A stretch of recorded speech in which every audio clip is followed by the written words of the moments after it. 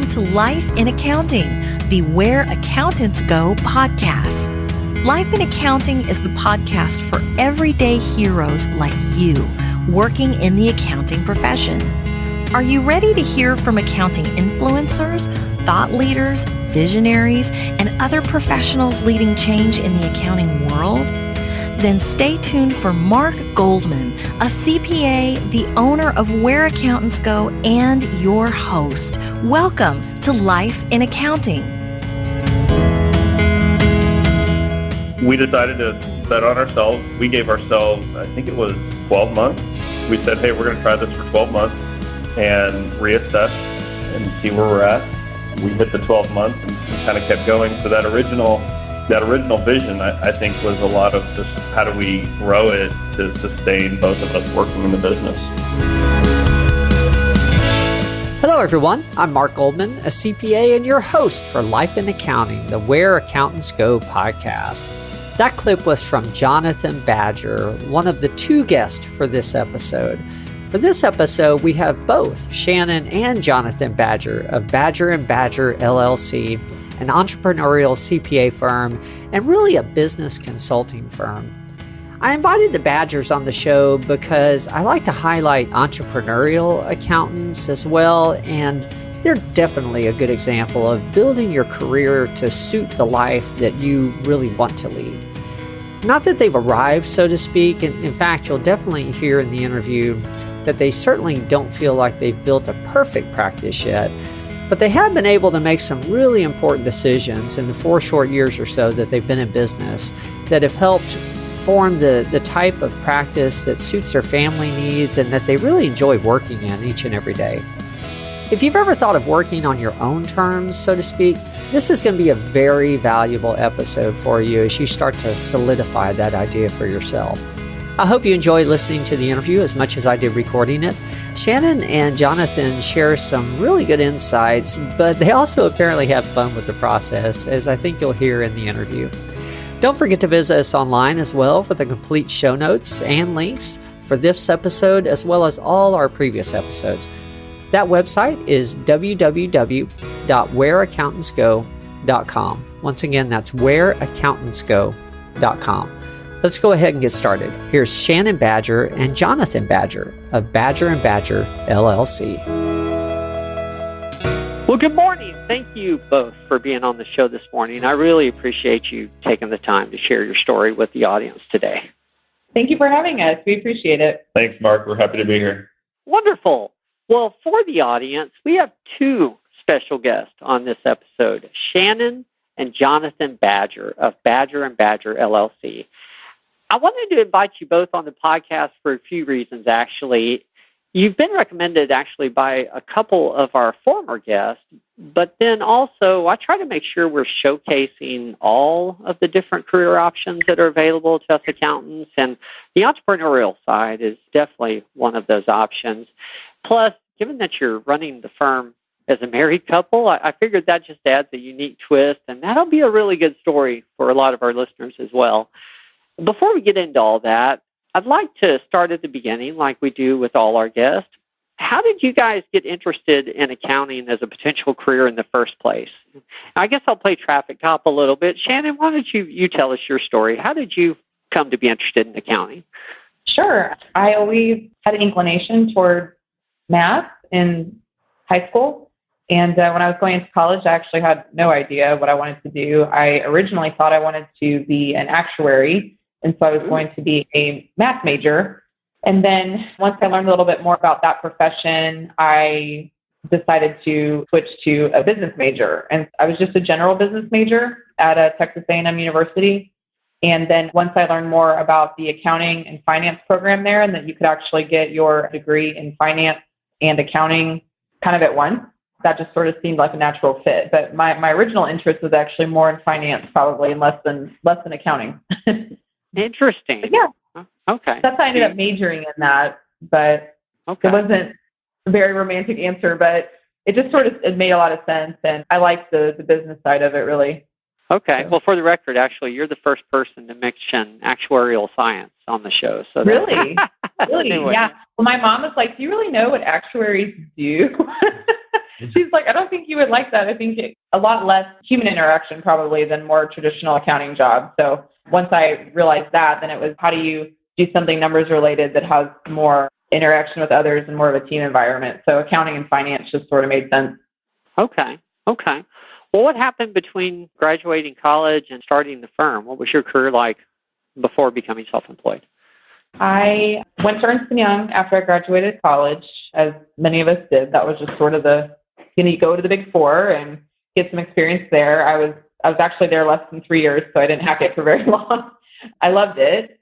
And I actually really enjoyed audit. I liked the client interaction side of it, and that was what really turned me on to the consulting aspect of it, as far as being able to hop from client to client and multitask, and just the client interaction side of it I really enjoyed. And after that, I went to Kinder Morgan and was in their derivative and technical accounting group there. And I had actually just transferred over to Enbridge when Jonathan had an opportunity to move to San Antonio, which is where I'm from. And we found out we were expecting our first child, Judah, so it just sort of made sense to move here. And then I took a position with Tesoro, was there for about 3 years. A lot of oil and gas background, mainly. And then to go into being self-employed, we had started to talk through me maybe doing some consulting on the side, and I had a few friends of friends that I was helping as a hobby, mainly outside of my full-time job. And then after I had my second child, Ethan, I just had started to more seriously consider what kind of consulting for myself and working on my own might look like. And so we had made a commitment as a family to try and make that work. So the summer of 2014, I left my role there and started consulting on my own as an independent. So that's kind of what my journey was. And I'll let Jonathan chime in because his is different. A little bit different, yep. Sure. How did you turn out to be an accountant, Jonathan? What turned you onto the career field? Well, mine was pretty practical, like Shannon's story. I was not anticipating going into accounting when I got into college. I knew I wanted to be something in the business school, and I was leaning more towards finance. But A&M offers a really unique master's program where over the course of 5 years, you get your undergraduate in accounting, and then you can select a master's program. So that allowed me to stay in school for 5 years with all my college friends who were going to be there for 5 years anyway and get my master's degree. So it ended up being a good deal while I was in school. But as far as how I ended up in accounting and with graduating with an accounting degree, it's not anything other than I just seemed to have a knack for it in school, and it made sense to me. And so the classes came a little bit easier. Looking back, I don't necessarily think that's good career advice for somebody to just go with the path of least resistance, but that's kind of the decision that I made when I was in school was, well, I seem to be getting decent grades in accounting, so that must be what I need to be. But looking back, I wouldn't say that I went into school thinking that I was going to be an accountant when I came out. Interesting. Actually, we've had several guests on the show that chose accounting because they got into college and they just felt like they had a knack for it. It was going well for them. So, when we don't were feel bad. When we were in school, a lot of that Enron stuff was going down and in Houston, and so that was real-time stuff in our classes that we were learning about accounting and the fraud involved, and it was really salacious stories and headlines that were coming out, and it seemed really interesting at the time while we were learning about all this stuff is in real time. And honestly, Sarbanes-Oxley was coming down the legislative pipeline, and there was just a supply-demand issue. There wasn't enough accountants, to be honest with you, with all the legislative changes. And so from a practical perspective, I looked at it in school and said, well, I'll probably always have a job with this major. And I'd gotten some career advice from some other people, some of my counselors in school, that there weren't enough accountants and that they couldn't hire them fast enough at that time. And so that was another one of the decisions that kind of pushed me into that arena, was just the level of job security that I would have out of school pretty much right away. So, and honestly, it was kind of fun being recruited in school by the Big Four public accounting firms that have some nice dinners, and I go play some golf occasionally with some of the managing partners, and that was a good time. Was EY your first job out of college as well? It was, yeah. Actually, that's how Shannon and I met originally. We were at an intern conference in Orlando, Florida, And one of my best friends knew Shannon through a mutual class. And we actually met at a gym at the Orlando hotel there. And Shannon was with her friends working out, and I was with my buddy working out, and we got introduced, and the rest is history. Interesting. I wanted to ask about that. We're not that kind of podcast, but I was curious. Well, you got a married couple on here, and it's funny, Ernst & Young kind of brought us together. We probably wouldn't have met had we not been at that intern conference in Orlando for Ernst & Young. I had a senior manager that I worked with, and he was married to one of the partners, and apparently they were on an engagement together for, I don't know, a few years or something like that. And then, they started dating, so then they got put on different accounts. But he said, well, I guess in audit, when you work that much, you either kill each other or you get married. So it's like, but I actually think that was kind of a common thing. I mean, you have, everyone works so much and you go to spend things together. I mean, we had multiple friends that kind of met their spouse at Ernst & Young, so it's kind of funny. Mm-hmm. Interesting. Yeah, it's almost an extension of college, so that's interesting. It really was, and it's kind of a neat environment. You've got a lot of young, smart people that are all hardworking and an interesting incubator. Like Shannon said, we had multiple friends that all met kind of that first year out of school, and there are quite a few couples that got married out of that pool of people that first year out of school. So we got to be a part of several weddings from that class. Well, Jonathan, why don't you take us up to when you, I guess, joined Shannon in the effort? For me, why? I mean, what are some of the significant points in your career, and then how did that decision work for you guys to become Badger and Badger instead of just one Badger? That's great. Yeah, great question. So I would say between the two of us, between Shannon and I probably lean a little bit more on the entrepreneurial side. It's always been something that's been important to me, and so I've been on kind of a journey over the past 10 years that we've been married, bring her along on that journey with me. And honestly, I had kind of had it for quite a while on the back of my head that it'd be kind of fun to start a firm together. We just kept getting a lot of friends that just said, hey, you guys are CPAs, will you do my taxes? Or will you do our outsourced accounting? And it seemed real natural because we were just getting a lot of referrals organically. And if you're looking at starting a business and people are trying to give you business, that might be a reason to start your own. And that seemed to be something that came naturally for Shannon and I just through our friends and family. And so to back up a little bit, once I left Ernst & Young, I joined an energy marketing company out of Houston and was there for about 3 years or so, and then got an opportunity to join an upstream energy company here in San Antonio. It was highly successful and kind of on the ground floor in a business development role, and had a blast with that group. Got to do a lot of really great projects and was there for, all the way probably 3.5 to 4 years, something like that on the midstream and upstream side of that company. And then got an interesting opportunity in 2014 to join a pure startup, upstream startup play that was pre-funded, pre-revenue, and we were going to go on a roadshow and try and raise some capital for our opportunity. Ended up, that did not work out. If you remember, 2014 was not a good year for oil prices. And then that actually was one of the reasons why Shannon and I decided to join each other. It was kind of out of oil prices crashing in 2014, and Shannon was looking for some help. And we were about to hire some people. So I said, well, I'll come over and help out with some of the business development, and have been doing that with Shannon ever since. Mm-hmm. Interesting. Now, I have a question here because, so Shannon, you leave Tesoro around the time you're having your second child. This is in the summer of 2014. And Jonathan says, well, that's so stable, I'm going to go join a startup in 2014. Now, after all, we only have 4 people in the family now that to feed. Exactly. You're definitely not risk averse.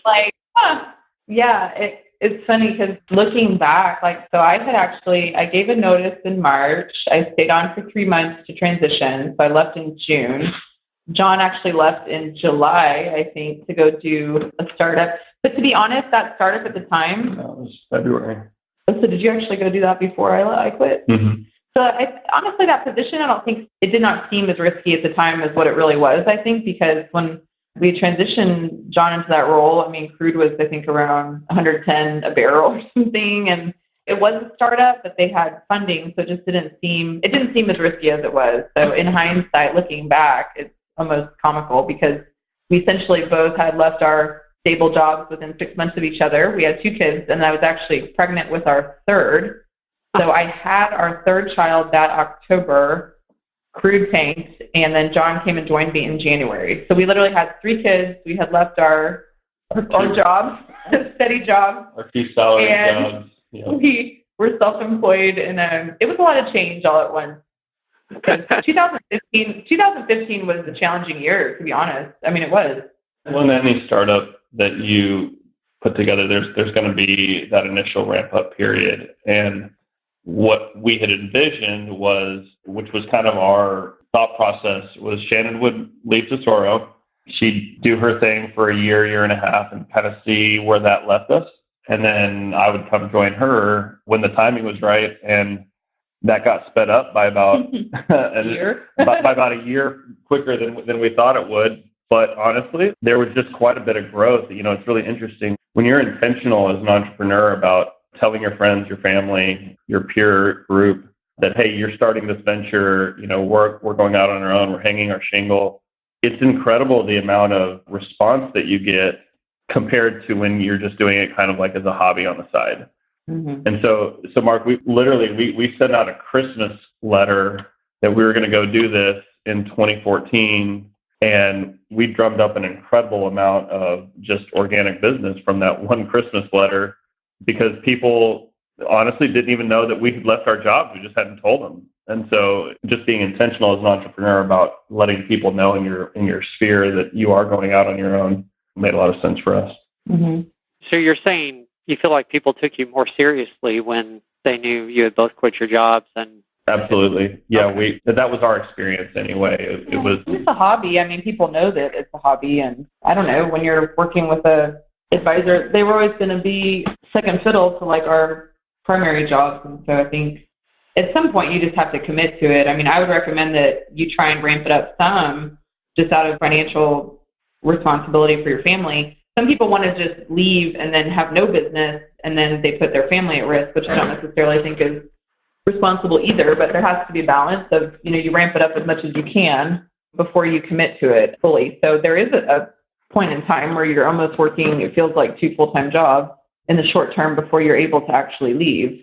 But I mean, I think it's a faith exercise too. And, John and we're Christians, and I think for us, it definitely was a big faith step as well. And we've just felt like that's what God wanted us to do. So I think when you feel like you're doing what you're called to do, it makes a lot of those decisions easier. So yeah, looking back, it was a challenging year, but we felt like we were actually really happy because we felt like we were doing what we were supposed to be doing. Mm-hmm. So. There you go. Thank you. Thank you for sharing that. I think that's very important for some people to hear about the possibility of prospective clients looking at it as a hobby and the second fiddle comment. There's a lot of truth in that. I know that plans change over time, so I'm really curious. Jonathan, when you were looking at joining full-time, I'm sure there were discussions of what the business could become. Back then, what was the vision for what you guys were trying to build, and how has that changed over time? Yeah, that's a great question, because looking back, I guess we're now almost in our 4th year now. And to be honest with you, the first year it was anybody with a checkbook. Yeah. Anybody who was capable of paying my invoice, you were a client. Yeah. And the reality was that was just our situation as a family. Shannon and I had a discussion back in 2014. Well, does it make sense for me to join her at this stage of our firm? It's really just 6 months old. And it wasn't clear cut for us. We were growing, but it wasn't. Shannon was essentially had multiple hats in the organization, and she was pretty stretched. She was doing sales, business development, and also quite a bit of billable work. And then did it make sense for me to go look for another opportunity, an employment opportunity, or to come join her? So we decided to bet on ourselves. We gave ourselves, I think it was 12 months. We said, hey, we're going to try this for 12 months and reassess and see where we're at. We hit the 12 months and kind of kept going. So that original vision, I think, was a lot of just how do we grow it to sustain both of us working in the business. So it was really a lack of vision, to be honest. That's exactly right. And I think we paid for that later. So I think at the initial, the temptation is to take any and all work that comes your way at the beginning. And part of that's necessity because you need to keep your lights on. But now that we've been in business longer, we're actually spending a lot more time on honing in really on what our niche is and sticking to that. So there was a point in time where we had all different kinds of clients. I mean, we had big, we had small, we had manufacturing, we had service, we had construction. I mean, it's all over the place. And I think you do reach a point where you cannot be a trusted advisor and a true trusted advisor and an advocate for every industry and for every client under the sun. And so initially when you have, 30, 40 clients, then it's fine. But then once you have 400 clients, we had over 400 clients, some of which were individual tax returns all the way up through like our business clients that we do consulting for on a monthly basis. I mean, it was all over the place. And so this fall actually has been our first really like vision recasting that we've done as a firm as far as, what do we do really well? What clients do we love working with? And really honing in on what that looks like. But I would say it really took us 3 years to where we had the revenue to be more selective and really niche it down. So that's an adjustment and a process we're actually in the middle of. So it was a really good question. And also I would say when we started out, I don't think Shannon and I, we'd worked on some pretty amazing teams, but we had never been responsible, I wouldn't say, to putting that team together. So the importance early on of finding the right employees for the stage that you're in is so crucial. When there's 4 or 5 people in your firm and then you miss on a hire, that's 25% of your business that's not the right person. And so one of the biggest pieces of advice things that I would have done differently is I would have slowed down. I would have been more proactive about the hiring, searching in the process. What we did early on was we would wait until we were literally drowning, and then we'd say, hey, we really should hire somebody. And then we would hire somebody within a week, which is just a ridiculous process, as you know. And oftentimes that process didn't work out for us. And so we had to reassess how we put our teams together, because that at the end of the day, as a firm, you're only as good as the team that you're on. And so we really put a lot of time and emphasis into getting the right people on our bus. Okay. Yeah, I understand what you're saying about, as Shannon put it, the lack of vision in the beginning. But I think there's also a reality that bills have to be paid, and there's a certain amount of searching for really what you do want to be, while you're working to pay the bills. I mean, do you think there is anything you would have done differently in the beginning that would be realistic? Because I know there are people that will listen to this that might be considering starting their own practice as well. I mean, do you think it could have been any different, or was that just what needed to happen? A few things, just, I guess, practical. It's easy to say in hindsight, right? But sure, we didn't raise our prices fast enough. We had such a demand for work that I think we should have raised our prices faster. Yeah, another thing that comes to mind is when I talk about the team that you have, we're in a public accounting industry. And so having people on your team that understand how public accounting firms work, how the economics of an accounting firm work is, now that might sound fundamental, but it's a different culture than industry. That's exactly right. So we're not necessarily hiring one person to work on one account. We're hiring one person to work on 10 accounts. It's just a different focus, if that makes sense. We had a colleague, we were joking because you want people to learn, you want them to have time to really work through something, and it's like, we really want you to have time to really learn this concept, but we want you to do it, but we need you to do it fast. Yeah, exactly.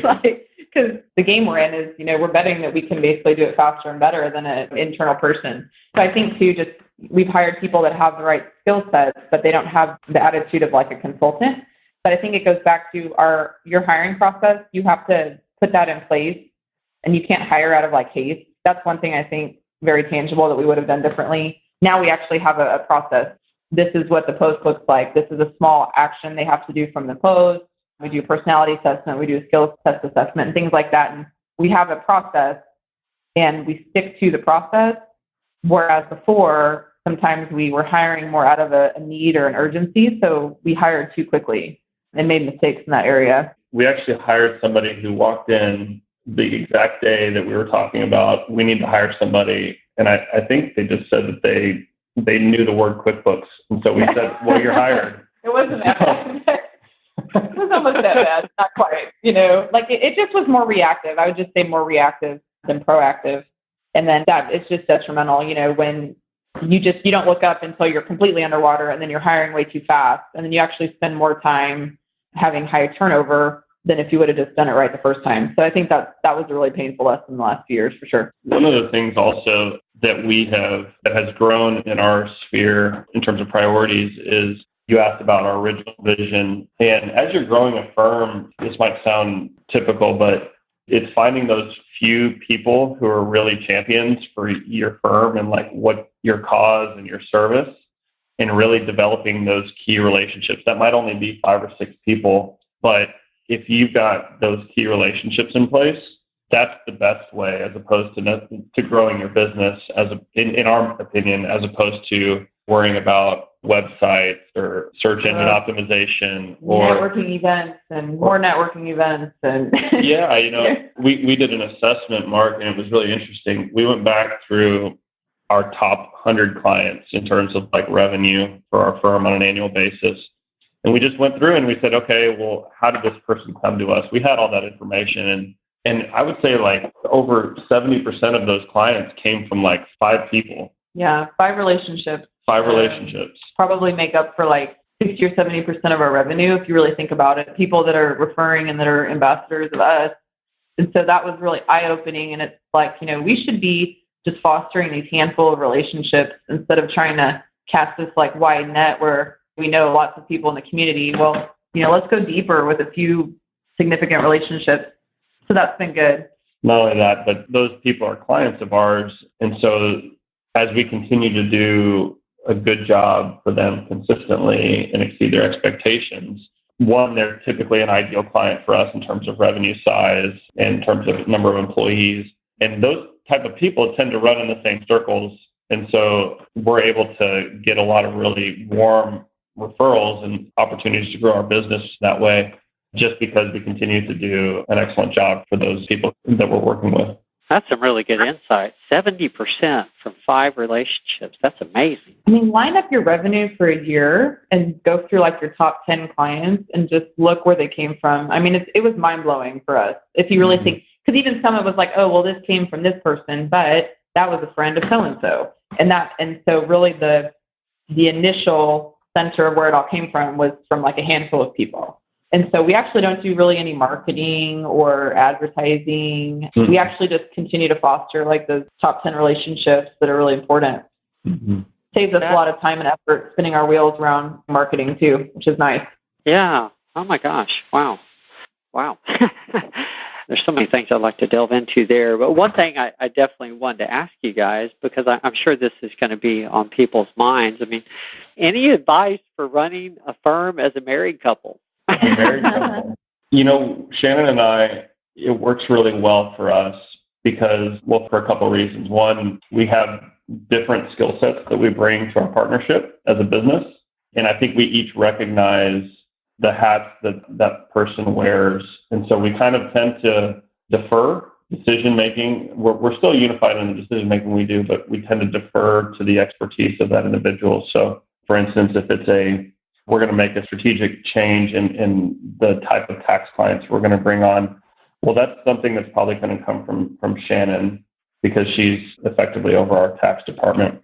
And so we work really well because I think we respect each other and the skills that we each bring to the business. And I would say one of the things that we don't do a great job of that we've continued to work on is leaving work at work. And it's real easy to take it home with you, always be obsessing about it. There's always more work to do. And then you pretty soon bring your business partnership into the home. And I think that would be the biggest thing, is to figure out what those boundaries look like. If there was a married couple thinking about going into business with each other, is it's important to be married at home and sometimes leave business at work. Yeah. I would say define roles and responsibilities are really crucial for any organization that really, so like once you actually have employees, the temptation is to assume that everyone knows what their role is and the expectations of that role. But we had to kind of revisit the functional areas of our business, like who wears that hat and where the ownership is. And then once you have clarity around that, I think it makes it really easy to work together. But yeah, to John's point, we actually really enjoy being self-employed and we enjoy working. So the temptation, because when we're talking about it at home, it's usually because we're excited about something. Like it's a positive conversation, but it can actually morph to where that's, all you talk about. And so we've talked through, what does having that transition time look like between work and home? Like, is that going for a walk? Is that something just where, you're sort of transitioning into, now we're going to go be husband, wife, mommy, and daddy, and we're going to leave the office at the office. And so that's been a struggle that I think we're working through. But overall, we've really enjoyed it. Like, we actually get to see each other and spend time together during the day, which has been fun and awesome. We can go get lunch and breakfast once in a while. When we used to work at different businesses, we didn't really get to do that. So there's lots of blessing that comes with it as well. Different challenges, but lots of positive as well. Okay. And at the end of the day, if you're at an impasse, you just defer to your wife. Thank you for saying that. That tends to work out okay for me. I would say, too, though, you really have to have a lot of grace and just patience and respect for one another. So I think if you're able to communicate with respect and love and for one another, you have the same end goal. So it really isn't as hard. So, it's interesting when people think it's like so hard, but it's like, well, if you're respectful and kind to one another, it really shouldn't be so bad if you have clear goals and responsibilities. So I don't know. We haven't really found it to be as challenging as you might think. Mm-hmm. Okay. But we actually, we really enjoy each other's company. So that's a good thing. That is a good thing. That is a good thing. I think a key there, too, is you both enjoy what you're doing. The work itself, even. Yeah. Absolutely. That's true. Yeah. Absolutely. We enjoy coming to work. There's new challenges every day. And Shannon and I, when we wake up in the morning, we get to work with our clients, our startups, the entrepreneurs that we work with. And it's exciting work for us. And we enjoy discussing together solutions and how we can help our clients continue to grow and succeed. Well, I want to be respectful of y'all's time. I want to get to the final questions because there's 3 questions that I end every podcast with that gives us some consistency. I'm going to alter the first one a little bit because so often the answer is the day I get married, and both of y'all are on the phone. So what has been your proudest moment? And if you could, your proudest moment, either in the business or in your professional life?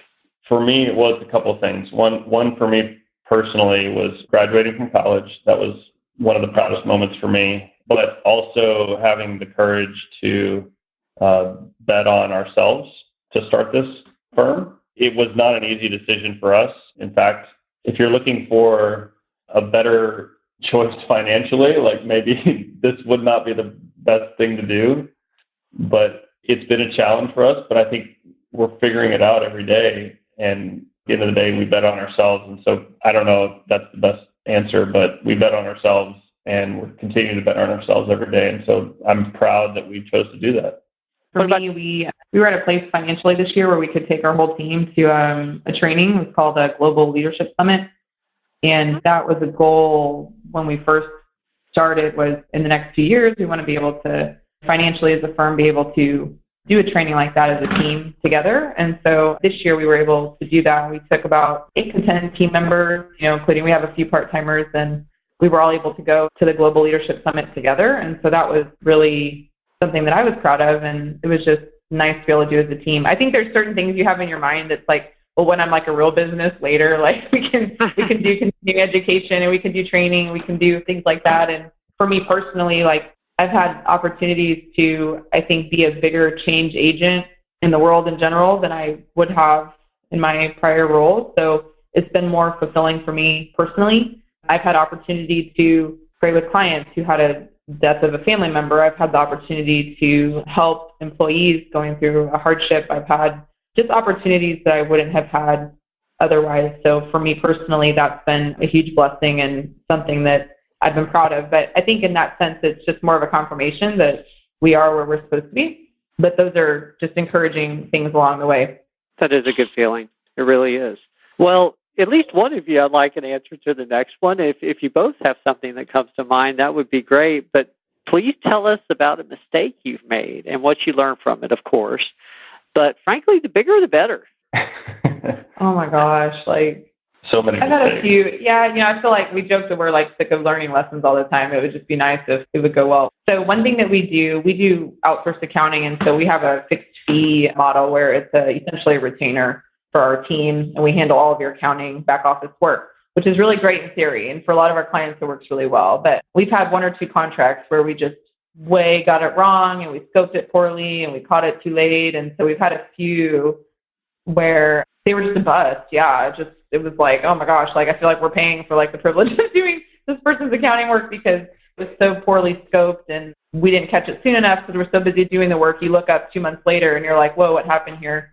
And so we've had a few of those, which aren't as funny, but it's just strategic. So we've switched now to hourly billing for the first 60 days and then we moved to a retainer. But as far as financially, that's been one of the biggest mistakes because we had 1 or 2 contracts that were severely mispriced. It sounds like, Mark, that we need to fire that business development guy, whoever he is. Who did that?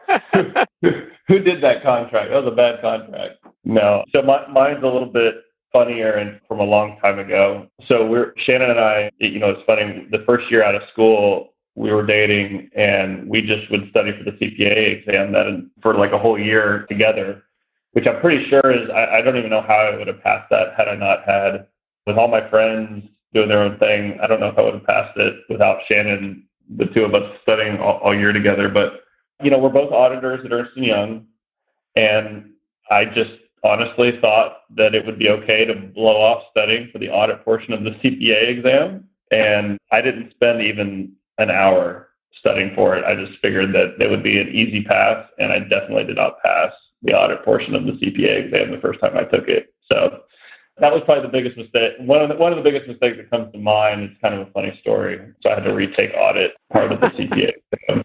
And we've had a few, you send the email to the wrong person or you copy someone the wrong person, like silly stuff like that where you're just like, oh my gosh, like what happened there? But, I can't think of anything like super hilarious. But so if you're young and you're in the process of studying for your CPA exam, you should definitely make sure you prepare adequately because it is a challenging exam. There you go. Actually, I think there's some lessons in both of those stories. I'm assuming Shannon passed the exam first then. You know what? I think Jonathan beat me, actually. I think he passed first. I had to retake tax twice. So send us your tax work, Mark. I tried to take it once, I think, during busy season for audit, which was poor planning on my part. That is hilarious. Yeah, so I had to retake tax and John had to retake audit. So he finished like 1 quarter before I did. Oh, man. Well, the good news is... Yeah, I did. We definitely got it passed, though, so that's the good thing. You actually had a question you wanted us to answer from earlier, Mark, and I wanted to kind of come back to it. You said, what, if anything, would we have done differently, or if we could go back in time and give our younger self a piece of advice?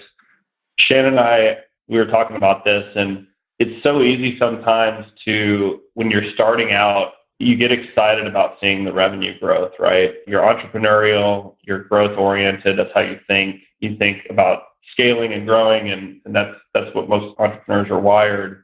But I would say make sure that every month you're focusing on your profitability as a firm and less on the revenue growth.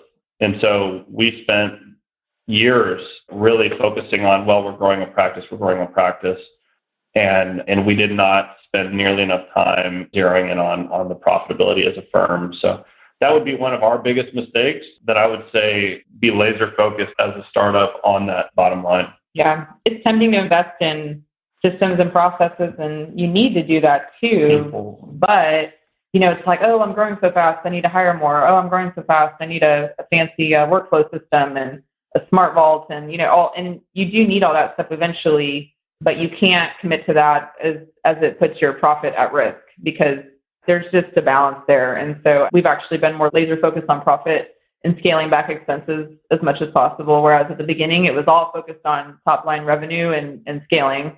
And so we're kind of reining that in. Thank you. No, that's some great advice. That is some great advice. Well, I don't know if you have anything to add to that at this point, but I am curious, for either one of you or both, what is the best advice that you guys have ever received? And then we'll go ahead and close it down. Sure. We're plugged into a business owner accountability group, and one thing that they really work with us on is your faith and your mission on this earth, whether you're in your business or at home or wherever that looks like for you. It's all interrelated. So the advice that I would give is to get away from that mentality of like that your work and your personal life is all separate all the time, because your mission and your calling, on this earth it's the same in work as it is at home. And just to, we've been challenged with, what does it look like to incorporate faith in the workplace as far as, how we run our business and how we minister to others. We do a lot of nonprofit accounting work and things like that. And so I think we've really been challenged to combine the two a lot more, like as Christians specifically, what does that look like as a business owner to live out your faith in a workplace, and have a great product and minister to those around you and run your business in accordance with that. And so for me, if someone's thinking about starting a business, I would just challenge them to really pray about it. And if that's what you feel like you're called to do, like take steps to do it, because it's absolutely worth it. And to piggyback off that comment, the advice that I received is similar in that vein. We've all been given a helping hand at some point along the way. And so to really make charity a significant part of what you're doing on a daily basis, to be thankful for the blessings that we have on a daily basis. And they're so numerous. And so when you operate on a daily basis with gratitude and with thankfulness and with this charity, you're going to live a really successful life. Mm-hmm. Well, thank you both. I mean, you guys have done a wonderful job of sharing some good business advice, but particularly, here at the end, and actually all the way throughout, some good advice on life. So thank you very much. I know this episode is going to be very valuable to the audience. Well, thank you for having us, Mark. Yeah, we really appreciate you giving us the opportunity to share. No problem. Well, for our audience, this has been another episode of Life in Accounting, the Where Accountants Go podcast. If you haven't yet visited our home website, please do so. You can find links to certification information, such as, of course, the CPA certification, as well as show notes for each and every episode, including this one. That website is www.whereaccountantsgo.com. That's whereaccountantsgo.com. And on that note, Shannon and Jonathan, any final thoughts or words of wisdom for the audience? If anyone ever wants to reach out or discuss further, we'd be happy to. We love, meeting with people that are thinking about starting their business, and we're pretty transparent. So we'll share all the good, the bad, and the ugly, and anyone that just wants someone to talk to, we'd be happy to talk through that with them. Where can they find you online?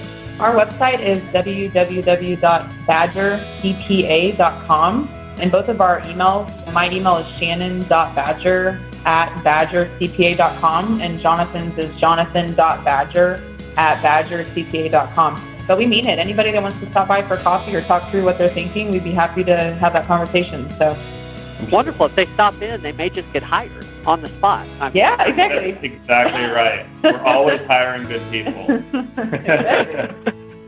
Wonderful. Well, thank you again to you guys, and thank you to the audience for joining us. We'll see everybody next week. There's more to come.